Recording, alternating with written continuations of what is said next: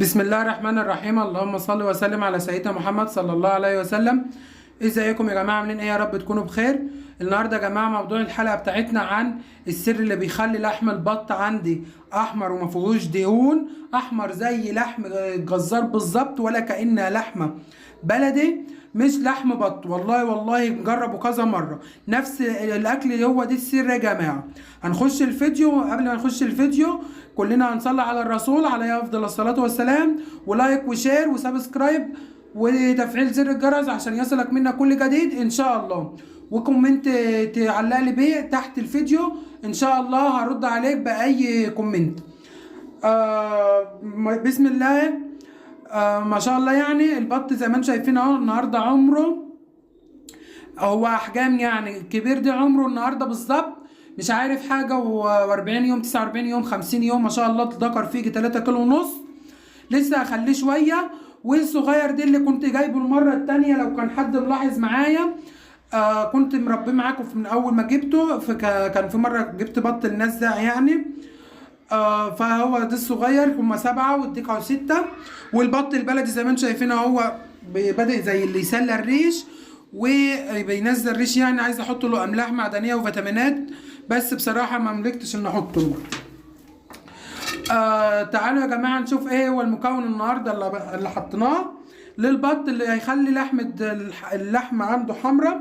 اول حاجه بحط منه كميه متساويه مع العلف ال21 السوبر. زي ما انتم شايفين ما شاء الله البط حجمها قد ايه. العلفه اللي بحطها العلف الكزب بيحتوي على 18% من البروتين، يعني نسبة بروتين عالية جدا، يعني كمان بيزود معايا الوزن بس بتاع البط، بس ما بيزودش معايا وزن الطيور كالفراخ والطيور التانية. البط بس بيزود معايا عند الوزن. بس بحط علف الكزب او العلف الاولى حسب ما انتوا بتسموه في المنطقة اللي انتوا فيها. ما شاء الله العلف بيحتوي على ردة، بيحتوي على فول صويا، على ذرة صفراء، ذرة عويجة، بيحتوي على قمح، بيحتوي على 18% من البروتين. بس بسم الله ما شاء الله كويس جدا. تعالوا نشوف عملناه ازاي ونرجع لكم تاني. يا جماعة معايا حوالي منه 2 كيلو علف كزب، بضيف عليهم حبة مية صغيرين زي ما انتم شايفين كده، يا دوبك ان هو يشربهم وما يكونش مبلول قوي عشان الهضم.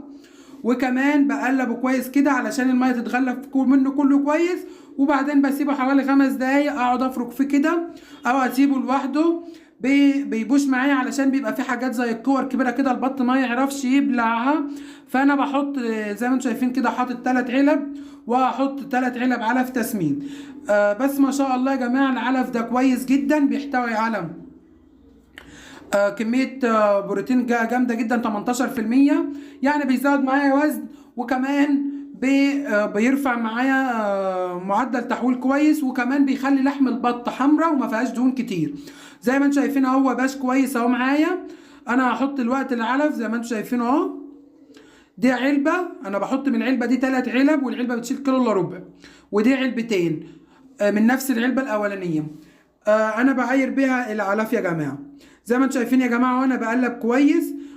شايفين بقى يا جماعه بعد ما قلبت مش مبلول، مش معجون، مفرول كده البط يعرف ياكله. زي ما انتم شفتوا في اول الفيديو والبط كل منه. بس ما شاء الله البط بيجي عليه كويس جدا. زي ما انتم شايفين اهو احنا رجعنا تاني للبط. البطه دي يا جماعه اللي هي البيضه ديت خلاص قربت تبيض، قدامها حوالي 20 يوم وتبيض. والبط الكبير ده قدامه شويه وهذبحه قيمه 10 15 يوم. كل ما بخليه اكتر كل ما وزنه بيتقل، وكمان الدهون اللي فيه بتقل شويه. زي ما انتم شايفين يا جماعه فيهم بطتين انا شاكك ان هما مولر، اللي نقطه السودا دي والنقطه السودا دي شاكك ان هما مولر بصراحه. زي ما انتم شايفين يا جماعه بحاول ابدل كل شويه الجيركن بتاع الاكل بتاع الميه عشان ما ينقعش على السطح ويعمل حاجات كده، وينقع على السقف والسقف المسلح يبوظ. زي ما انتم شايفين يا جماعه البطه اللي بتبيض جوه اهي، انا حاطط لها الاكل والميه، وبعدين صورت الفيديو بصراحه. بس ما شاء الله البط عندي كويس جدا. ان شاء الله لما اجي اذبح هعمل معاكم فيديو ليه باذن الله. زي ما انتم شايفين العشه اللي هي جوه دي انا لا بحط له فيها الاكل ولا الميه، بخليه ينام فيها علشان الجو بيبقى ساعة بالليل ولا حاجة فبينام فيها، والجو كله لما بيخش بيدفي مكانه ويدفي العشة، فبيبقى معدل الحرارة بتاعه كويس. الدرجه المئويه بقى بتاعته يعني. بس ما شاء الله البط البيور ده يا جماعه انا بحبه جدا زي ما انا قلت لكم، هو المسكوفي. بس المسكوفي عيبه الوحيد ان مناعته قليله وضعيفه شويه عن الفرنساوي. وكمان اللهم صل على سيدنا محمد عليه افضل الصلاه والسلام، وبياخد وقت في ان هو يتسمن بسرعه، مش بسرعه زي الفرنساوي اللي زي دي.